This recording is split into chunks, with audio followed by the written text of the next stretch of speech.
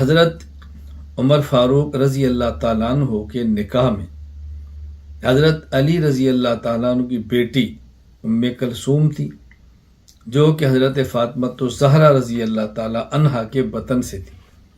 چونکہ حضرت علی رضی اللہ تعالیٰ عنہ نے سب سے پہلا نکاح فاطمۃ الزہرا سے کیا ہے، اور جب تک وہ زندہ رہیں تو آپ نے دوسرا نکاح نہیں فرمایا۔ اس کی وفات کے بعد آپ نے کئی ایک نکاح فرمائے ہیں، اور بیک وقت آپ کے نکاح میں ظاہر ہے 4 بیویاں رہ سکتی ہیں، اس سے زیادہ تو نہیں ہوتی۔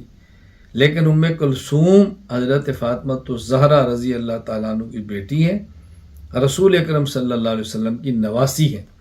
تو آپ اندازہ فرمائیں کہ عمر رضی اللہ تعالیٰ کیسے جلیل القدر صحابی ہیں کہ آپ کی اپنی بیٹی حفصہ رسول اللہ صلی اللہ علیہ وسلم کے گھر میں ہے، اور یوں یہ اللہ کے نبی صلی اللہ علیہ وسلم کے سسر ہیں، اور رسول اکرم صلی اللہ علیہ وسلم کی نواسی ام کلثوم حضرت عمر کے نکاح میں ہے۔